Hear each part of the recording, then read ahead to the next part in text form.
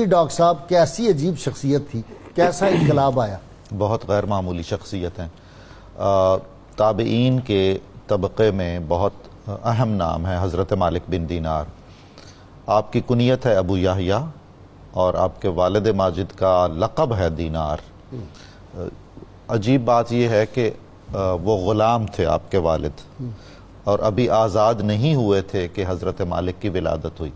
شیخ فرید الدین عطار نے بہت ہی خوبصورت ایک جملہ لکھا ہے کہ مالک ایک غلام کے بیٹے تھے لیکن دونوں جہانوں سے پیدائشی آزاد پیدا ہوئے تھے، ایسی ان کی فطرت بلند تھی.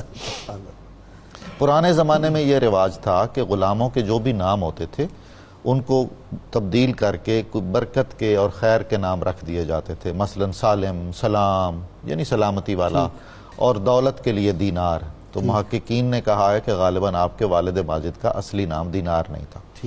اور بعد میں ہم ایک اور واقعہ بھی دیکھیں گے کہ جس سے دینار کا لقب پڑا ہے.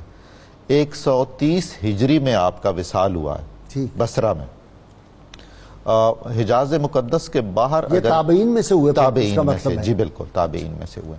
رسول کریم صلی اللہ علیہ وآلہ وسلم کے خادم خاص حضرت انس بن مالک سے آپ نے استفادہ کیا ہے اور ان سے احادیث روایت کی ہیں. وہ احادیث الگ ایک 40 کی شکل میں شائع بھی کر دی گئی ہیں. سبحان اللہ. طریقت کے امام حضرت حسن بصری سے آپ نے روحانی فیض اٹھایا. اس عہد کے یہ عہد سارا ابھی تصوف کی اصطلاح وضع نہیں ہوئی تھی، لیکن روح تصوف موجود تھی. اسپرچل یونیورسٹی کے وائس چانسلر امام حسن بصری نظر آتے. بالکل ایسا ہی، کیسے لوگ بہت خوب ایسا ہی ہے. تو اس کو زہد کا دور کہا جاتا ہے، یعنی صوفی کی بجائے زاہد کا لفظ معروف ہے ان حضرات کے لیے. تو بصرہ حجاز مقدس کے بعد سب سے بڑا مرکز بنا ہوا تھا اور یہاں بڑے بڑے اکابر صوفیاء موجود تھے اپنے عہد کے. ایک فکرہ کہہ دیں تو بات ذرا سامعین کو مزہ آ جائے گا کہ اس وقت تصوف نام کے بغیر بالکل تھا، اس کی حقیقت موجود تھی اور نام موجود نہیں تھا. اور بعد میں کیا ہوا؟ آپ فرمائیے. بعد میں نام آ گیا، حقیقت غائب ہو گئی. اور اب کے دور پھر کیا ہے؟ اگر آج کے دور میں وہ ہوتے تو کیا کرتے وہ؟ جی ہاں، بڑی تشویشناک صورتحال ہوتی. جی آپ کے جو احباب ہیں ان میں 2 بڑے عظیم نام ہیں جن کے ساتھ آپ کی اٹھک بیٹھک ہمیشہ رہی. ایک کا اسم گرامی ہے حضرت محمد ابن واسع، یہ تابعین میں سے ہیں سارے اور زاہدوں کے امام ہیں یہ لوگ. اور حضرت ثابت بنانی رضی اللہ تعالیٰ عنہ. آدمی اپنی صحبت سے بھی پہچانا جاتا ہے. غازی صاحب جو فیضان صحبت ہے اور صحبت کی تاثیر ہے، ایسے ہی تو صوفیاء نہیں کہتے رہنا. جن میں آدمی اٹھے بیٹھے گا، جن کو دیکھے گا، اس کا کوئی نعم البدل نہیں. دنیا کی سب سے بڑی یونیورسٹی وہی ہے. آپ اوائل میں خوبصورت بہت تھے، بہت وجیح شخصیت تھے، تبھی تو آپ کو بلایا ہے. دور آپ کی عنایت ہے. آپ تو غازی صاحب ہمیں آپ کے علاوہ کوئی خوبصورت نہیں کہتا. اور بہت زیادہ مال و دولت کی فراوانی تھی. اچھا، عجیب ہے. اور خوش گزرانی میں مصروف رہتے تھے.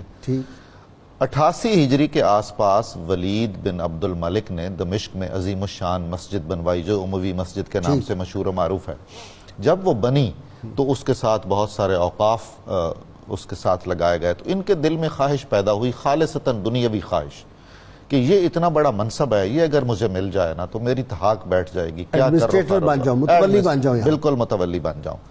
1 سال یہ دکھاوے کی نماز پڑھتے رہے وہاں، بہت ہی طویل رکوع اور سجود. خود بیان فرماتے ہیں غازی صاحب، میں تو ان کی شخصیت سے اس اعتبار سے بھی بہت متاثر ہوں، آپ نے جو اشارہ فرمایا ہے کہ اپنا تجزیہ اور اپنی نیت کی تہوں میں اتر کر جس حد تک کوئی آدمی بتا سکتا ہے وہ حضرت مالک نے بتایا. حالانکہ وہ دکھاوے کی نہیں تھی، نمازیں ٹھیک تھی، ان کے نزدیک وہ دکھاوے کے نزدیک دکھاوے تھی. وہ اخلاص کا جو درجہ ہونا چاہیے بالکل درست وہ سمجھتے تھے. بالکل ایسا ہمارے اعتبار سے مکمل بالکل وہ درست نمازیں تھیں. صرف نیت میں کہیں یہ تھا کہ اگر یہ منصب مجھے مل جائے، خواہش. اور یہ دونوں چیزیں اکٹھی ان کے معیار کے مطابق نہیں ہونی چاہیے تھی.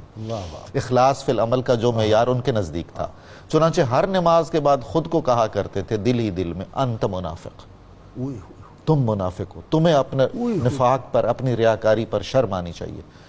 1 سال جب گزرا تو مسجد سے باہر ایک دن نکلے تو آواز آئی، ندائے غیبی سنی قسمت والی بات ہے حضور. وہ جو آپ فرما رحمت الہی آغوش میں لیتی ہے، وہ بہانے تلاش کر رہی ہوتی ہے. آواز آئی کہ مالک اب تم توبہ کر لو.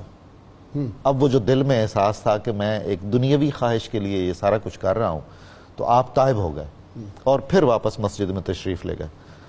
ایک رات فرماتے ہیں کہ خالصتاً خدا کے لیے بغیر کسی دنیاوی طلب میں نے عبادت کی. سارا شہر امڑا ہوا تھا مسجد میں کہ مالک کو متولی بنایا جائے مسجد کا.